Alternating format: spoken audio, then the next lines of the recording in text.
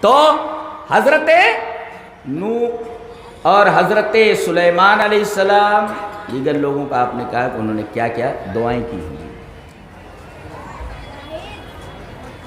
اللہ نے فرمایا حتی اذا بلغ اشدہ، یہاں تک کہ جب جوان ہو گیا، وبلغ 40 سنہ، جوان ہو گیا اور 40 سال کو پہنچا.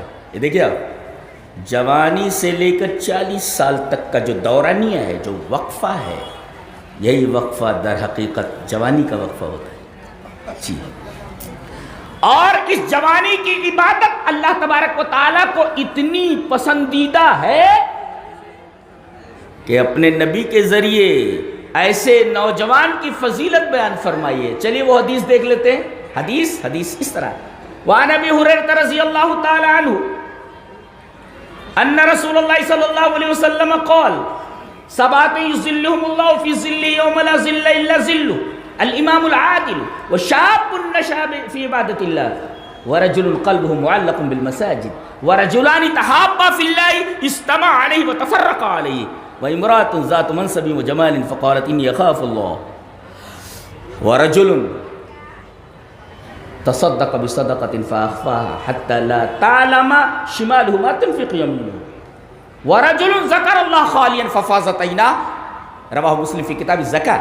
حضرت ابو ہریرہ فرماتے ہیں کہ نبی اکرم صلی اللہ علیہ وسلم نے ارشاد فرمایا کہ 7 آدمی اللہ کے سائے میں ہوں گے، اللہ کے عرش کے سائے میں، جب اس کے سائے کے علاوہ کوئی سایہ نہیں ہوگا، اور سورج ایک دم قریب آ جائے گا.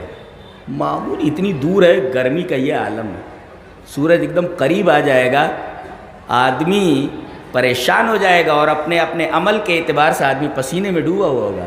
کوئی ٹخنے تک، کوئی گھٹنے تک، کوئی ناف تک، کوئی گردن تک، اور کوئی اسی میں ڈبکیاں لے رہا ہوگا. اتنی گرمی ہوگی، یہاں تو خالی پسینہ چھوٹ جاتا ہے، وہاں آدمی پسینے میں غرق ہو جائے گا. اب ایسے موسم میں، ایسے وقت اگر سایہ مل جائے اور وہ بھی اللہ کے عرش کا، تو کیا کہنے. اس میں ایک ہے عدل کرنے والا پردھان، عدل کرنے والا حکمراں، عدل کرنے والا اقتدار، صاحب اقتدار، اور وہ نوجوان جس نے اللہ کی عبادت جوانی میں کی ہو. بڑھاپے کی جوانی، بڑھاپے کے وقت کی بھی باتیں، بڑھاپے کے وقت کا بھی عمل اللہ قبول کرتا ہے، مگر یہ جو جوانی کا وقت ہے پورے کا پورا، اس میں اللہ تبارک و تعالیٰ کو ایک نوجوان کی عبادت بہت ہی زیادہ پسندیدہ، بہت ہی زیادہ محبوب ہے کہ اسے اللہ کے عرش کا سایہ نصیب ہونے والا ہے. تو جوانی کی تعریف یہاں کی گئی اور بتایا گیا کہ یہ وقت ایسا ہے کہ نوجوان اللہ تبارک و تعالیٰ کی عبادت میں اپنی جوانی کو گزاریں. جی، تو حتی اذا بلغ اشدہ وبلغ 40 سنہ، اب آدمی کو جب 40 سال کا وہ ہو جائے تو ایک دعا کرنی چاہیے اس کو. جی، وہ بتایا گیا کہ 40 سال کا ہو جائے تو یہ دعا کرے. قال رب اوزعنی ان اشکر نعمتک التی انعمت علی وعلی والدی وان اعمل صالحا ترضیٰ. میرے رب مجھے توفیق دے کہ وہ ان تمام نعمتوں کا شکریہ ادا کر سکوں جو تو نے میرے اوپر کیا ہے، میرے والدین کے اوپر کیا ہے، اور مجھے توفیق دے کہ میں عمل کروں صالح جس سے تو راضی ہو جائے. اور وادخلنی برحمتک فی عبادک الصالحین، اور اپنے رحمت کی وجہ سے تو مجھے صالحین کے اندر داخل کر دے. دیکھو آدمی سے کہا جا رہا، ہر آدمی یہ دعا کرے کہ صالحین کے زمرے میں داخل ہو جائے، صالحین کے قافلے میں شامل ہو جائے. جی، تو صرف عمل کافی نہیں ہے، بلکہ عمل کے ساتھ صالح کی بھی قید ضروری ہے. اچھا، ابھی صالح کو چھوڑ دیجئے، عمل کی کتنی اہمیت ہے اس سلسلے میں میں چاہتا ہوں کہ 2 حدیث آپ کے سامنے پیش کر دوں. حدیث اس طرح، وان عبد اللہ بن ابی بکر قال سمعت انس بن مالک رضی اللہ تعالیٰ عنہ یقول قال رسول اللہ صلی اللہ علیہ وسلم یتبع المیت 3 فیرجع 2 ویبقى 1 یرجع اہلہ ومالہ یتبعہ اہلہ ومالہ وعملہ فیرجع اہلہ ومالہ ویبقى عملہ. رواہ البخاری فی کتاب الرقاق، کہ نبی کریم صلی اللہ علیہ وسلم نے فرمایا کہ آدمی جب مر جاتا ہے تو 3 چیزیں اس کے پیچھے چلتی ہیں. اس کے اہل، اس کا مال اور اس کا عمل، دو چیزیں لوٹ آتی ہیں، تیسری چیز جاتی ہے۔ مال وہ تو کھسکنے کے لیے تیار نہیں ہے، تجوری میں ہی کھڑی ہے، وہ کہتی ہے جا نکل، میں تیرے ساتھ 1 انچ جانے کے لیے تیار نہیں ہوں، جا۔ مکان بولتا ہے بائی ہک اور بائی کروک، حلال اور حرام کسی بھی طریقے سے تو نے یہ بنگلہ بنایا ہوا ہے، تو جا یہاں سے، میں تیرے ساتھ 1 انچ چلنے کے لیے تیار نہیں ہوں۔ کتنی دردناک بات ہے کہ جس کے لیے آپ نے اپنی پوری زندگی لگا دی، جس کو بنانے میں 1 انچ آپ کے ساتھ چلنے کے لیے تیار نہیں ہے جی۔ اور آپ جب تک زندہ رہتے ہیں ایک سے ایک گاڑیوں کے اندر چلتے ہیں، یہ کون سی گاڑی ہے؟ فلاں گاڑی ہے، یہ کون سی گاڑی ہے؟ فلاں گاڑی، کتنے کی ہے؟ اتنے لاکھ کی ہے۔ لیکن جب مرتا ہے تو ایک عجیب و غریب گاڑی میں جاتا ہے جس کے پہیے یہ ٹائر کے نہیں ہوتے، وہ انسانوں کے ہوتے ہیں جی، وہ کندھے ہوتے ہیں انسانوں کے۔ تمہاری کار میں اے سی کے ساتھ تم کو نہیں لے جایا جاتا قبرستان میں، کندھوں پہ تم کو اٹھا کر لے جایا جاتا جی۔ تو مال نے تو پہلے ساتھ چھوڑ دیا، اس کے بعد اہل و عیال ہے، بچے آتے ہیں تم کو ودا کرنے کے لیے قبرستان تک، بس تم کو منو من مٹی کے نیچے دفن کر کے چلے جاتے، تو مال تو پیچھے رہ گیا، یہ بیچارے آئے تھے وفا نبھانے کے لیے، یہ بھی اب چلے گئے تم کو تمہارے حال پہ چھوڑ کے۔ اب منو من مٹی کے نیچے وہاں کون ہے تمہارا؟ عمل آ کر کے کھڑا ہو جاتا ہے، گھبرانا نہیں۔ مال نے ساتھ چھوڑ دیا تو کیا ہوا؟ اہل نے ساتھ چھوڑ دیا، اہل و عیال نے ساتھ چھوڑ دیا تو کیا ہوا؟ میں تمہارے ساتھ ہوں، میں جنت تک تمہارے ساتھ ہوں، اللہ اکبر۔ اور جو تمہارے ساتھ جانے والا ہے اس کے بارے میں ہمارا کوئی بھی وقت گزرتا نہیں، عمل کے میدان میں ہم پیچھے، اور مال اور اہل و عیال میں لگے ہوئے ہیں، جو آپ کے ساتھ جانے کے لیے تیار نہیں ہے، اور جو آپ کے ساتھ جانے والا ہے وَيَبْقَى عَمَلُهُ، آپ کا عمل آپ کے ساتھ جانے والا باقی رہنے والا ہے، اس کی طرف آپ کی کوئی توجہ ہی نہیں ہے۔ یہ انسان کی سب سے بڑی بدنصیبی ہے، جو جانے والا ہے عمل۔ اچھا، یہ عمل جو ہوتا ہے یہ صالحیت، یہ مرنے کے بعد بھی کام آتی ہے۔ چلیے وہ حدیث پڑھ لیتے ہیں۔ عن ابی ہریرہ رضی اللہ تعالی عنہ ان رسول اللہ صلی اللہ علیہ وسلم قال اذا مات الانسان انقطع عنه عمله الا من ثلاثه الا من صدقة جاریة او علم ينتفع به او ولد صالح يدعو له، رواہ مسلم فی کتاب الوصیہ۔ حضرت امام مسلم رحمہ اللہ اس حدیث کو ایسی کتاب الوصیہ میں لایا، راوی حضرت ابو ہریرہ ہے۔ حضرت ابو ہریرہ فرماتے ہیں کہ رسول اکرم صلی اللہ علیہ وسلم نے ارشاد فرمایا کہ انسان جب مر جاتا ہے تو اس کا عمل ختم ہو جاتا ہے جی۔ غور کریں، اللہ کے رسول نے کیا فرمایا؟ انسان مر گیا تو اس کا عمل ختم۔ بابا بابا دو میری بگڑی، ارے بابا کے بارے میں حدیث کہہ رہی ہے کہ آدمی جب مر گیا تو وہ کچھ بھی نہیں کر سکتا، اس کا عمل ختم ہو گیا، اور تمہاری بگڑی بنانا، اولاد دینا، تمہاری مشکل کشائی کرنا، فریاد رسی کرنا، یہ عمل ہے۔ اور انسان جب مر گیا تو اس کا عمل ختم ہو گیا، تمہارے لیے وہ کچھ بھی نہیں کر سکتا جی۔ اور ایک بات یاد رکھو، جو مر جائے وہ مشکل کشا نہیں ہو سکتا، جو اپنی موت کو نہیں روک سکتا وہ آپ کو کیا دے سکتا ہے؟ کتنے لوگ مر گئے ہیں اور لوگوں نے ان کے آستانے بنا کر وہاں ان کے سامنے سر پٹکنا شروع کر دیا کہ دیجئے، ارے جو اپنی موت نہیں روک سکتا وہ آپ کو کیا عطا کر سکتا ہے، کیا دے سکتا ہے؟ اللہ کے رسول نے فرمایا اذا مات الانسان انقطع عنہ عملہ، انسان مر گیا تو اس کا عمل اس سے منقطع ہو گیا، وہ کچھ نہیں کر سکتا۔ ہاں 3 چیزیں مرنے کے بعد بھی جاتی رہتی ہیں جی۔ کون سی؟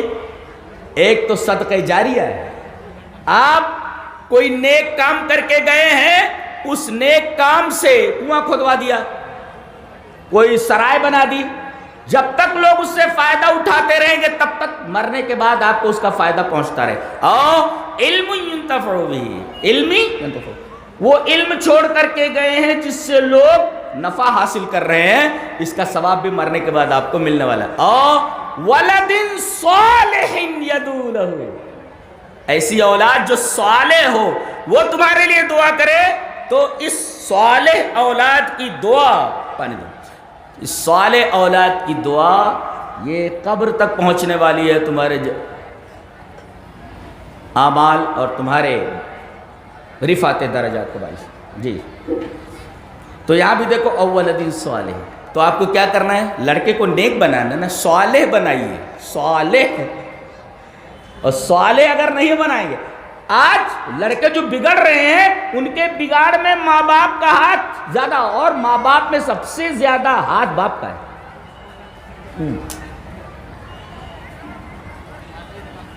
تو لڑکوں کو نیک بناؤ، صالح۔ جن کے زمرے میں داخل ہونے کے لیے، جن کے قافلے میں داخل ہونے کے لیے ان بڑے بڑے انبیاء کرام نے دعا فرمائی۔ جی امام، اچھا ایک بہت پیاری بات کہنے جا رہا ہوں، اگر غور سے سنیے تو بہت اچھا لگے گا آپ کو۔ ہم لوگ جب کسی سے ملتے ہیں اور وہ کہیں جا رہا ہوتا ہے تو کہتے ہیں ذرا ہمارے لیے دعا کیجیے، ہمارے لیے دعا کیجیے، برابر ہے؟ اب یہ بات ذہن میں آ گئی؟ ہم دوسروں سے کہتے ہیں کہ ہمارے لیے دعا کرو۔ اچھا آئیے وہ حدیث دیکھتے ہیں، بڑی پیاری حدیث ہے، اس بات کو ذہن میں رکھ کر۔ حدیث اس طرح، وعن شقیق بن سلمۃ قال قال عبد اللہ رضی اللہ تعالی عنہ كنا اذا صلینا خلف النبی صلی اللہ علیہ وسلم قلنا السلام علی جبریل و میکائیل السلام علی فلان و فلان فالتفت الینا رسول اللہ صلی اللہ علیہ وسلم فقال اذا صلى احدكم فليقل التحیات للہ والصلوات والطیبات والسلام علیک ایھا النبی ورحمۃ اللہ وبرکاتہ السلام علینا وعلی عباد اللہ الصالحین فَإِذَا قُلْتُمُوهَا أَصَابَتْ كُلَّ عَبْدٍ لِلَّهِ صَالِحٍ فِي السَّمَاءِ وَالْأَرْضِ أَشْهَدُ أَن لَا إِلَهَ إِلَّا اللَّهُ وَأَشْهَدُ أَنَّ مُحَمَّدًا عَبْدُهُ وَرَسُولُهُ رواہ البخاری فی کتاب الصلاۃ۔ حضرت امام بخاری رحمہ اللہ اس پوری حدیث کو ایسے ہی بخاری شریف کتاب الصلاۃ کے اندر لائے۔ حضرت عبداللہ بن مسعود فرماتے ہیں کہ جب ہم نبی کے پیچھے نماز پڑھتے ہوتے تو ہم کیا بولتے تھے؟ السلام علی جبریل، سلامتی ہو جبریل پر، سلامتی ہو میکائیل پر، سلامتی ہو فلاں پر، سلامتی ہو، یہاں تک کہ ہم کہتے تھے السلام علی اللہ، سلامتی ہو اللہ پر، سلامتی ہو اللہ پر۔ نبی کریم صلی اللہ علیہ وسلم فرمایا ارے اللہ پر سلامتی، ان اللہ هو السلام، ان اللہ هو السلام فالتفت الینا رسول اللہ صلی اللہ علیہ وسلم فقال ان اللہ هو السلام فاذا صلى احدكم فليقل اللہ تبارک و تعالیٰ سلام، اسے سلامتی کی کیا ضرورت ہے؟ لیکن جب تم میں سے کوئی نماز پڑھے تو یہ کہے التحیات للہ والصلوات والطیبات السلام علیک ایھا النبی السلام علینا وعلی عباد اللہ الصالحین، سلامتی ہو ہمارے اوپر اور اللہ کے تمام صالحین بندوں پر۔ رسول اللہ صلی اللہ علیہ وسلم نے آگے فرمایا اگر تم یہ دعا پڑھتے ہو فَإِذَا قُلْتُمُوهَا، اگر تم اس کو بولتے ہو تو أَصَابَتْ كُلَّ عَبْدٍ لِلَّهِ صَالِحٍ فِي السَّمَاءِ وَالْأَرْضِ، آسمانوں اور زمینوں میں جتنے بھی اللہ کے صالح بندے ہیں سب کو یہ دعا پہنچ جاتی ہے۔ تو آپ کو یہ کیا کہنے کی ضرورت ہے کہ میرے لیے دعا کرو؟ تم صالح بن جاؤ، تمام لوگ تو نماز میں تمہارے لیے دعا کر رہے ہیں نا، آپ کو دعا پہنچ رہی ہے کیا؟ فَإِذَا قُلْتُمُوهَا، جب یہ کہہ دو گے السلام علینا وعلی عباد اللہ الصالحین، سلامتی ہو ہمارے اوپر اور اللہ کے تمام صالحین بندوں پر، جب یہ دعا تم نے کر دی تو زمین اور آسمان میں جتنے بھی صالح بندے ہیں اللہ کے سب کو یہ دعا پہنچ گئی، سلامتی میں رہے سب کے سب۔ تو صالح بنو نا، صالح بنو، آپ کو یہ کہنے کی ضرورت نہیں پڑے گی کہ میرے لیے دعا کرو، ہر نماز میں آپ کے لیے دعا ہو رہی ہے۔ کتنی بڑی بات ہے، یہ کتنا بڑا اعزاز ہے صالح کے لیے، صالح آدمی کے لیے کتنا بڑا اعزاز ہے کہ اس کے لیے نمازوں میں دعا کی جا رہی ہے۔ اور اللہ کے رسول نے فرمایا کہ جب یہ آدمی کہتا ہے نماز میں فَإِذَا قُلْتُمُوهَا، تو اللہ کے تمام صالح بندوں کو یہ دعا پہنچ جاتی ہے، وہ بندے چاہے آسمانوں میں ہوں چاہے زمین۔ اصابت كل عبد للہ صالح فی السماء والارض۔ ایک واقعہ ہے قرآن میں، بہت غور سے سنیے. حضرت موسیٰ علیہ السلام نے ایک دفعہ تقریر کی، تقریر بہت اچھی تھی. پوچھا گیا انت عالم اہل الارض، آپ دنیا کے سب سے بڑے عالم ہیں. حضرت موسیٰ نے کہہ دیا کہ ہاں میں سب سے بڑا عالم. حقیقت یہی تھی، لیکن اللہ تبارک و تعالیٰ کو ان کا یہ انداز پسند نہیں آیا. کہا کہ میرا ایک بندہ رہتا ہے 2 دریاؤں کے سنگم پر، وہاں جا کر ملاقات کرو، اس سے پتہ چلے گا کہ علم کس کو کہتے ہیں. اب حضرت موسیٰ علیہ السلام ایک صاحب کو یوشع ابن نون کو لے کر کے جاتے ہیں اور مجمع البحرین میں ان سے ملاقات کرتے ہیں. کہاں آئے ہیں آپ؟ کون؟ موسیٰ. اچھا موسیٰ بنی اسرائیل کے موسیٰ؟ بولے ہاں. کہا کہ کس لیے آئے ہیں؟ بولے آپ کے ساتھ رہ کر علم حاصل کرنا چاہتا ہوں. ٹھیک ہے، لیکن انہوں نے کہا شرط یہ ہے کہ میرے ساتھ رہ کر صبر کرنا پڑے گا، اور تم صبر نہیں کر سکتے. لو ہو. کہا کہ نہیں میں صبر کروں گا. جب بہت زیادہ اصرار کیا کہا ٹھیک ہے چلو. کہتے ہیں کہ ایک دریا کے اس پار جانا ہوا، کشتی کھڑی تھی، دونوں کشتی میں بیٹھ گئے. کشتی جب بیچ بھنور میں پہنچی تو حضرت خضر جو ہے تختے اکھاڑنے لگے. کیا کر رہے ہیں آپ؟ کالا خرقتھا لتغرق اہلھا، آپ تختے اکھاڑ رہے ہیں، ارے جتنے بیٹھے ہوئے سب ڈوب کر مر جائیں گے. حضرت خضر نے کہا میں نے کہا نہیں تو صبر نہیں کر پاؤ گے. کیوں بولے؟ میں نے بولنے سے منع کیا تھا. کہا کہ ٹھیک ہے غلطی ہو گئی اب نہیں بولوں گا. آگے گئے، کشتی سے اترے، ایک گاؤں کے پاس سے گزرے، ایک لڑکا تھا، لڑکے کو پکڑا، اس کی گردن مروڑ دی، مروڑ کر کے پھینک دے نیچے، مر گیا ہو. حضرت موسیٰ نے دیکھا، کہا اقتلت نفسا زکیۃ بغیر نفس لقد جئت شیئا نکرا، ارے آپ نے کیا کر دیا؟ قال الم اقل لك انك لن تستطيع معي صبرا. حضرت خضر نے کہا میں نے کہا نہیں تھا کہ تم میرے ساتھ رہ کر صبر نہیں کر سکتے. 2 مرتبہ ہو گیا، تیسری مرتبہ بول رہے ہیں اچھا اب کے اگر میں نے کچھ بولا تو پھر مجھے نکال دیجئے گا. کہا کہ ٹھیک ہے. اب بیچارے آگے گئے، شام ہو گئی تھی، بستی والوں سے کہا کچھ کھانا وانا دے دو. استطعما، دونوں نے کھانا مانگا. اس کا مطلب دونوں انسان ہیں. وہ کہتے ہیں جن تھے، فرشتہ تو کھانا کھاتا نہیں اور جن کو اس کھانے کی ضرورت نہیں ہے، تو دونوں نے کھانا مانگا. اس کا مطلب دونوں انسان ہیں، لیکن الگ الگ علم دیا گیا دونوں کو. تو کہا کہ کھانا دے دو. اس کا مطلب یہ ہوا کہ آدمی مسافر کسی بستی میں جائے تو مسافر کا حق بنتا ہے کہ بستی والے اسے کھانا دیں، اور اگر نہ دیں تو مانگ لے، لاؤ. کھانا نہیں دیا انہوں نے. اتنے بخیل، اتنے بدماش تھے یہ بیچارے. کہیں پڑے رہے رات میں، صبح جب اٹھے، جب چلنے لگے تو گاؤں میں سے گزرے تو دیکھا کہ ایک گھر ہے، اس کی دیوار وہ گرا چاہتی ہے. جدارا یرید ان ينقض، دیوار ہے یعنی وال ریڈی ٹو کولیپس، بالکل وہ دیوار گرنے والی ہے. حضرت خضر آگے بڑھے اور انہوں نے طاقت لگا کر کے اس دیوار کو سیدھی کر دیا. اب حضرت موسیٰ علیہ السلام تو غصے میں تھے ہی، کھانا نہیں ملا تھا، اور آدمی بھوکا ہو اور کھانا نہ ملے، اور وہ بھی حضرت موسیٰ علیہ السلام جیسا جوشیلا پیغمبر تو غصے میں آ جائے گا. کہا کہ دیوار کیوں سیدھی کی؟ قال لو شئت لاتخذت علیہ اجرا، پیسہ لے لینا تھا. ایک تو انہوں نے کھانا نہیں کھلایا، ہم لوگوں کو بھوکا رکھا، دوسرے آپ نے ان کا کام کر دیا تو کام کیا تو پیسہ لے لینا تھا. لو شئت لاتخذت علیہ. حضرت خضر نے کہا ہے فراق بینی و بینی، چلو اب جاؤ، میرے ساتھ رہ کر میں نے کہا نہیں تھا صبر نہیں کر سکو گے، پھر بول پڑے تم. اب حضرت موسیٰ نے کہہ دیا تھا کہ تیسری مرتبہ بولوں گا تو چھوڑ دینا میرا ساتھ، چلا جاؤں گا میں. جب جانے لگے مایوس ہو کر کے تو حضرت خضر نے کہا وہ تینوں چیزیں میں نے کیوں کی ہیں، اس کا معنی تو سمجھتے جاؤ، مطلب سمجھتے جاؤ. کشتی کو میں کیوں اس کے تختے اکھاڑ رہا تھا، مطلب سمجھتے جاؤ. میں نے اس بچے کی گردن کیوں مروڑ دی، مار کیوں ڈالا، مطلب سمجھتے جاؤ. میں نے وہ دیوار کیوں سیدھی کی گھر کی، مطلب سمجھتے جاؤ. اللہ، ایک ہوتا ہے سامنے کی چیز کو دیکھ کر کے کوئی فیصلہ کرنا، یہ علم موسیٰ کو تھا، لیکن حضرت خضر کو وہ علم تھا کہ اس پوسٹر کے پیچھے کیا ہے. حضرت موسیٰ کو دیوار نظر آ رہی ہے، لیکن حضرت خضر دیوار کے نیچے کیا ہے وہ دیکھ رہے ہیں. اللہ نے وہ علم عطا فرمایا تھا، کسی سائنسداں کے پاس نہیں وہ علم. دیکھ کر بتا دے کہ یہاں کیا ہے.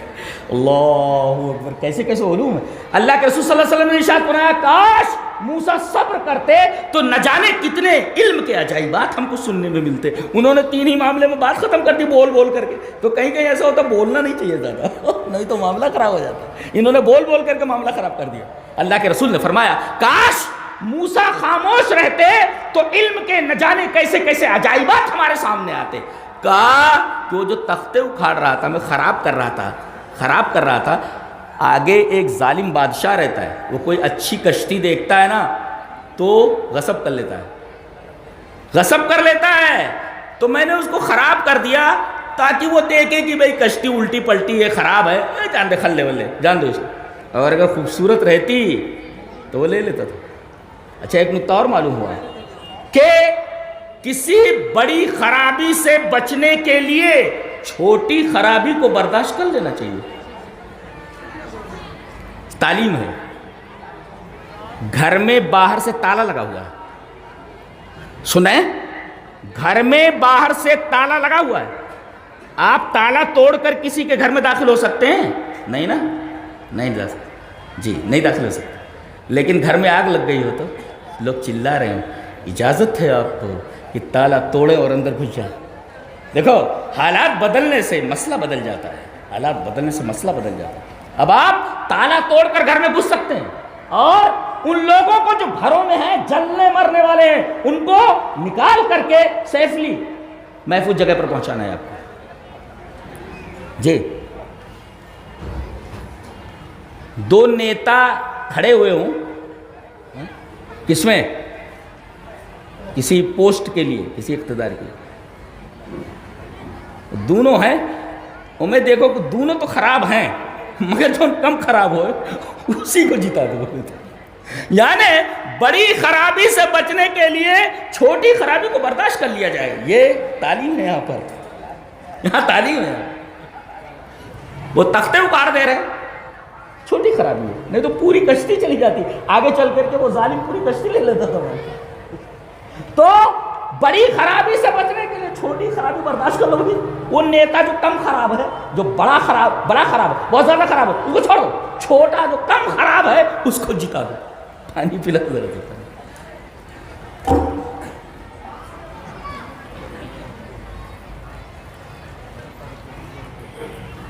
اور وہ لڑکا جس کی گردن میں نے مروڑ دی، مار ڈالا، جانتے ہو کیوں؟ اس لیے کہ یہ لڑکا، اس کے ماں باپ دونوں ایمان والے ہیں. یہ اتنا بدماش ہے، آگے چل کر کے اپنے ماں باپ کے ایمان کے لیے یہ آزمائش بن جاتا. نکتہ یہ ملا کہ بیٹا مر جائے چلے گا مگر ایمان نہ جائے. ایمان اتنی قدر و قیمت والی چیز ہے جی. بیٹا چلا جائے کوئی پرواہ نہیں، ایمان ہاتھ سے نہ جائے. فَكَانَ أَبَوَاهُ مُؤْمِنَيْنِ فَخَشِينَا أَن يُرْهِقَهُمَا طُغْيَانًا وَكُفْرًا. جی نکتہ یہ ملا کہ ایمان اتنی قدر و قیمت والی چیز ہے کہ بیٹا اگر داؤں پر لگ جائے تو لگا دو مگر ایمان ہاتھ سے نہ جائے. اور انسان کے نزدیک بیٹے کی بڑی قدر و قیمت ہوتی ہے. وہ بڑھاپے کا سہارا ہوتا ہے. بڑھاپے کے سہارے کو ہاتھ سے جانے دیا جائے لیکن ایمان ہاتھ سے نہ جانے پائے. یہ تعلیم دی گئی. ایمان اتنی قدر و قیمت والی چیز ہے. اچھا کہا وہ جو دیوار سیدھی کرتی جانتے ہو، وَأَمَّا الْجِدَارُ فَكَانَ لِغُلَامَيْنِ يَتِيمَيْنِ فِي الْمَدِينَةِ وَكَانَ تَحْتَهُ كَنْزٌ لَهُمَا. یہ جو دیوار ہے یہ اس گاؤں کے 2 یتیم بچوں کی ہے اور ان دونوں بچوں کا باپ صالح تھا. وَكَانَ أَبُوهُمَا صَالِحًا. ان دونوں لڑکوں کا باپ صالح تھا. حضرت ابن عباس اس آیت کریمہ کی تفسیر کرتے ہوئے کہتے ہیں، امام طبری رحمۃ اللہ علیہ اس کی تفسیر کرتے ہیں، قال ابن عباس رضی اللہ تعالی عنہما فی قولہ وکان ابوہما صالحا قال حفظا بصلاح ابیہا اللہ بصلاح ابیہما. امام طبری رحمۃ اللہ علیہ نے ابن عباس کا یہ قول طبری کے اندر اس طرح نقل کیا ہے کہ یہ جو دیوار بچ گئی وہ 2 یتیم بچوں کی تھی. وہ گھر 2 یتیم بچوں کا تھا جس کی دیوار گرا چاہتی تھی اور اس دیوار کے نیچے باپ نے خزانہ گاڑ رکھا تھا. اگر وہ دیوار گر جاتی تو پورے گاؤں والے وہ خزانہ لوٹ لیتے. میں نے دیوار سیدھی کر دی تاکہ ان یتیم بچوں کو ان کے باپ کا جمع ہوا خزانہ مل جائے، اور ان دو بیٹوں کو، یتیم بیٹوں کو جو یہ خزانہ ملا اس وجہ سے کہ باپ نیک تھا، اللہ باپ صالح تھا۔ آج کہتے ہیں لوگ کہ بھئی بیٹے کے لیے بینک بیلنس چھوڑ جاؤ، بیٹی کے لیے بینک بیلنس چھوڑ جاؤ۔ ارے اللہ کے بندو، بیٹے کے لیے بینک بیلنس چھوڑ گئے، اگر نیک نہیں ہے، صالح نہیں ہے، تو تمہاری جمع پونجی 4 دن کے اندر اڑا دے گا۔ تم نیک بنو نا۔ دیکھو باپ کی نیکی کی وجہ سے بیٹوں کا کتنا بڑا فائدہ ہوا۔ اسی وجہ سے ایک مفسر کہتا ہے کہ نیکیاں نسلوں میں متوارث ہوتی ہیں، نسلوں میں چلتی ہیں۔ اگر باپ نیک ہوتا ہے تو بیٹوں کو اس کا فائدہ پہنچتا ہے، نیکیاں نسلوں میں چلتی ہیں۔ جی، نیکیاں متوارث ہوتی ہیں، چلتی ہیں۔ حفظہ بصلاح ابیہما، اپنے باپ کے صلاح کی وجہ سے، صالح ہونے کی وجہ سے ان کو یہ خزانہ مل گیا، ورنہ دیوار گرتی اور خزانہ پورے گاؤں والے لوٹ لیتے تھے۔ جی، صالح دیکھا آپ نے، وَكَانَ أَبُوهُمَا صَالِحًا۔ پتہ یہ چلا کہ اگر آپ صالح ہیں تو آپ کے صالح ہونے کا فائدہ آپ کے بیٹوں کو ملنے والا ہے، تو آپ صالح بنیے نا۔ وَكَانَ أَبُوهُمَا صَالِحًا۔ جی،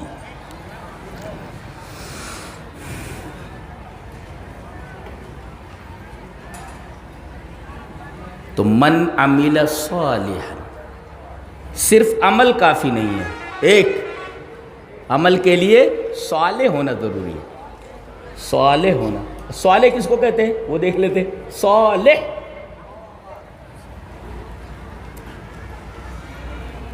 محاسن التاویل للقاسمی، ایک مفسر گزرے ہیں، ان کی کتاب ہے محاسن التاویل تفسیر میں، انہوں نے تفسیر کی ہے کہ العمل الصالح هو التابع لکتاب اللہ وسنت رسولہ وهو على ایمانہ علی الموت۔ یہ دیکھیے، آدمی عمل کرے تو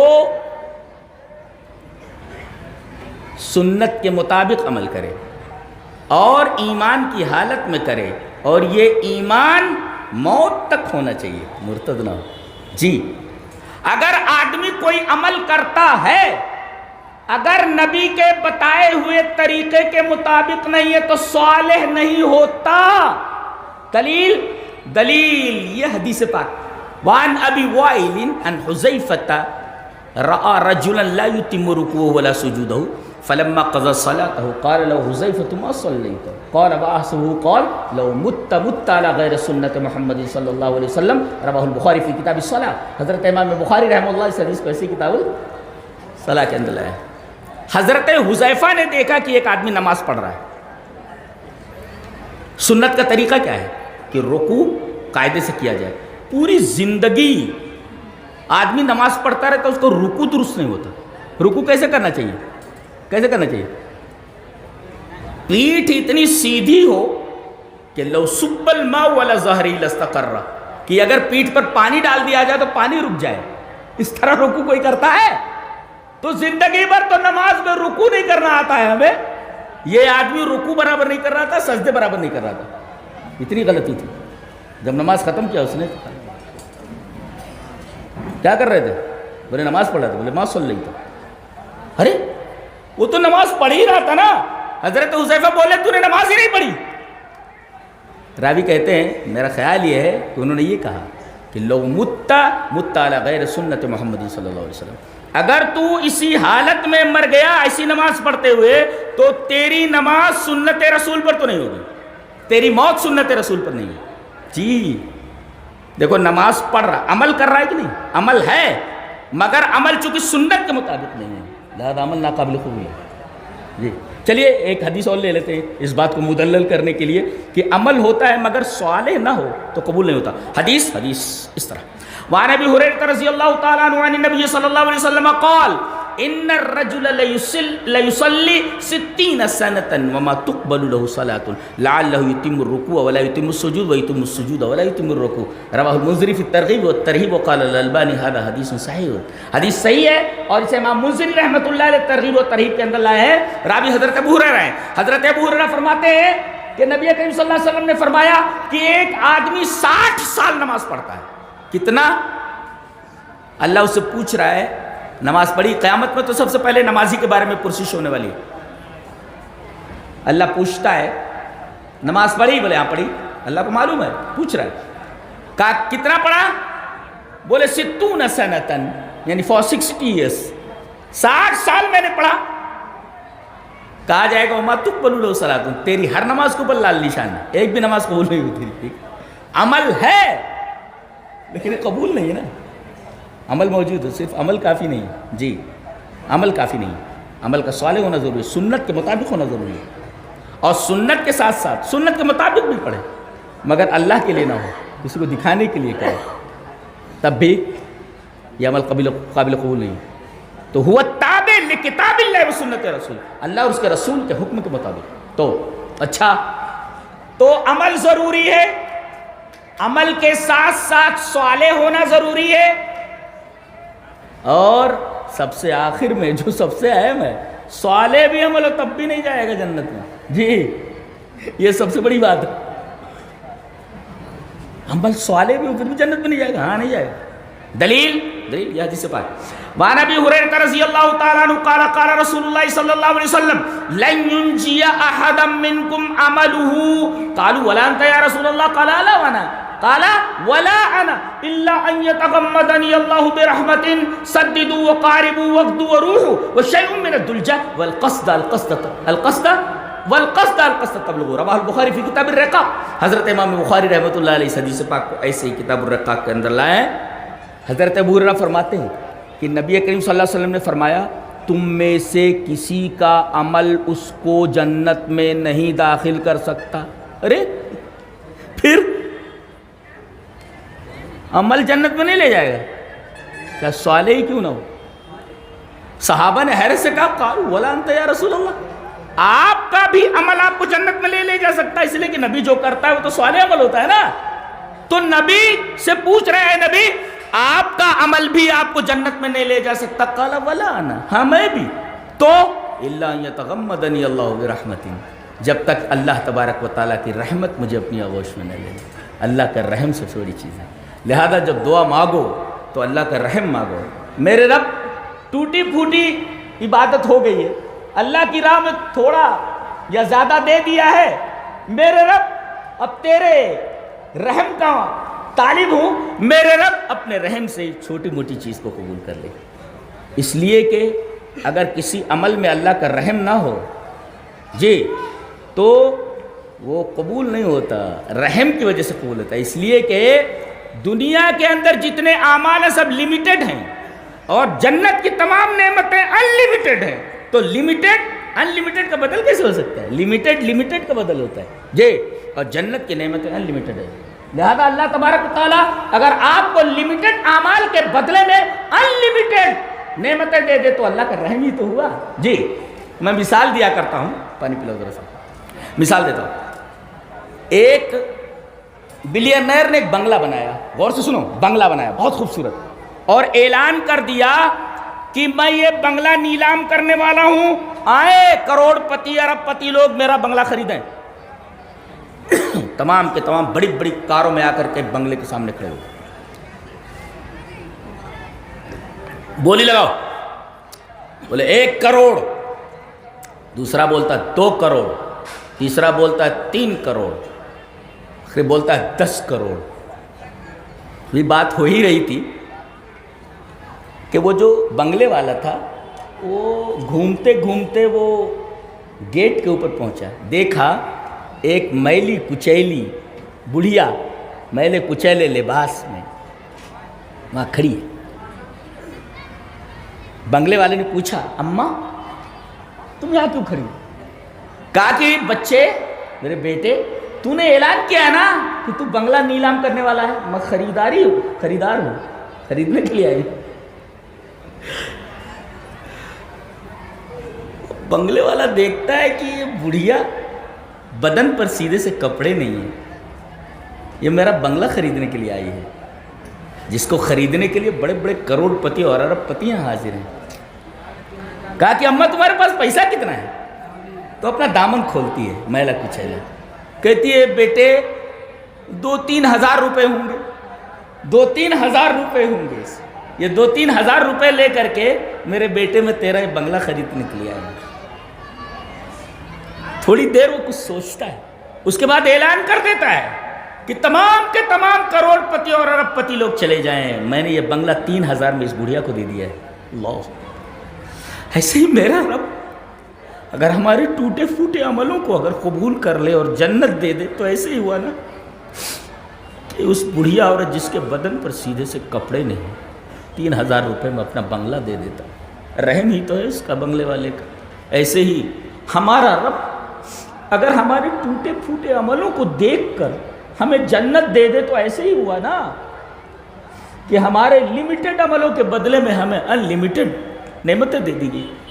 اور کیسی کیسی نعمتیں معلوم ہے، تم سوچ بھی نہیں سکتے۔ چلیے وہ حدیث دیکھ لیتے ہیں پھر بات کو ختم کرتے ہیں۔ حدیث اس طرح، وعن ابی ہریرہ رضی اللہ تعالی عنہ قال قال رسول اللہ صلی اللہ علیہ وسلم قال اللہ تبارک و تعالی اعددت لعبادی الصالحین ما لا عین رأت ولا اذن سمعت ولا خطر علی قلب بشر، رواہ البخاری فی کتاب التوحید۔ حضرت امام بخاری رحمہ اللہ اس حدیث کو ایسے کتاب التوحید کے اندر لائے، اور حدیث قدسی ہے کہ حضرت ابو ہریرہ فرماتے ہیں کہ نبی اکرم صلی اللہ علیہ وسلم نے ارشاد فرمایا کہ اللہ فرماتا ہے، یعنی اگر نبی کہے کہ میں کہتا ہوں تو حدیث ہے، اور نبی فرمائے اللہ کہتا ہے تو حدیث قدسی ہے۔ سند اگر نبی پر رک جائے رفع کے ساتھ تو حدیث ہے، اور اگر نبی سے آگے بڑھ کر اللہ تک سند پہنچ جائے تو حدیث قدسی ہے۔ تو اللہ فرماتا ہے کہ میں نے اپنے صالحین بندوں کے لیے، دیکھو یہاں بھی صالحین کی قید ہے، اعددت لعبادی الصالحین، میں نے اپنے صالحین بندوں کے لیے جنت میں ایسی ایسی نعمتیں تیار کر رکھی ہیں ما لا عین رأت، کسی آنکھ نے دیکھا نہیں، ما لا اذن ولا اذن سمعت، کسی کان نے سنا نہیں، ولا خطر علی قلب بشر، آدمی سوچ بھی نہیں سکتا، آدمی کے دل میں خیال بھی نہیں آیا۔ بتاؤ کسی بھی خوبصورت سے خوبصورت شے کو آپ دیکھتے ہیں، چلو آپ نے دیکھا نہیں لیکن سنا تو ہے، سنا بھی نہیں لیکن آپ سوچ تو سکتے ہیں کہ یہ چیز اتنی زیادہ خوبصورت ہو سکتی ہے۔ حدیث میں بتایا کہ تم سوچ بھی نہیں سکتے، جہاں تمہاری سوچ ختم ہوتی ہے وہاں سے جنت کی نعمتوں کی بیوٹی شروع ہوتی ہے۔ جی، یہاں ایک لڑکا ایک لڑکی کے پیچھے پاگل رہتا ہے، خودکشی تک کر لیتے ہیں، ارے ان لڑکیوں کے پیچھے پڑو جنت میں جن سے شادی ہونے والی ہے آپ کی، اور مہر یہی عمل صالح ہے، نیک عمل کرو۔ ایسی لڑکیاں ہیں کہ اگر تھوک دے تو دریا کا پانی میٹھا ہو جائے، خوبصورت لڑکیاں ہے، ان کے پیچھے پڑو۔ یہ تو سب بیکار ہے، سب 60-70 سال، منہ پلپلا، دانت نہیں ہے، تھوک ہے، نیٹا ہے، بات ہے، نیٹا،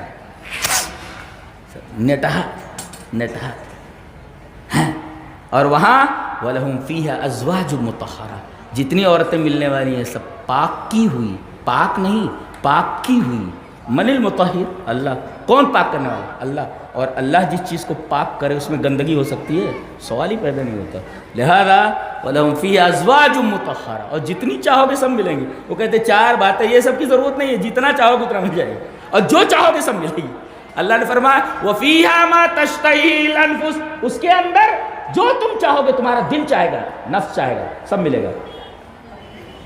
ایک مولوی صاحب تقریر کر رہے تھے جنت کے اوپر، تو انہوں نے یہی آیت پڑھی وَفِيهَا مَا تَشْتَهِي الْأَنفُسُ، جنت میں وہ تمام چیزیں ملیں گی جن کے تمہارے دل چاہیں گے۔ تو ایک آدمی بیٹھا ہوتا، بولے مولوی صاحب یہاں رک جائیے، ایک سوال کرنا ہے۔ بولے کرو۔ بولے آپ بولے جنت میں سب چیزیں ملیں گی؟ بولے ہاں ملیں گی۔ بولے حقہ ملے گا؟ حقہ پیتا تھا وہ۔ تو مولوی صاحب نے کہا کہ جنت میں سب چیزیں ملیں گی، حقے کی بات تو کر رہا ہے، حقہ بھی ملے گا لیکن حقے میں آگ ڈالنی پڑتی ہے، جہنم میں آگ، یہ جنت میں آگ نہیں ہے، جہنم سے جا کر آگ لے آنا، حقہ پینا ہوگا، تو ایسا ہوتا ہے۔ تو جنت میں تمام چیزیں ملنے والی ہیں جس کا دل چاہے گا۔ وَفِيهَا مَا تَشْتَهِي الْأَنفُسُ، گویا مقام تکمیل تمنا، مکان تسکین آرزو صرف اور صرف جنت ہے۔ اللہ تبارک و تعالی سے دعا ہے کہ اللہ ہمیں عمل صالح کی توفیق عطا فرمائے اور ساتھ میں اپنے رحم کو ملا دے، تاکہ ہمیں لمیٹڈ عملوں کے بدلے میں ان لمیٹڈ نعمتیں حاصل ہوں۔ اللہ تبارک و تعالی ہمیں نیک عمل اور اچھی سمجھ کی توفیق عطا فرمائے۔ وآخر دعوانا ان الحمد للہ رب العالمین۔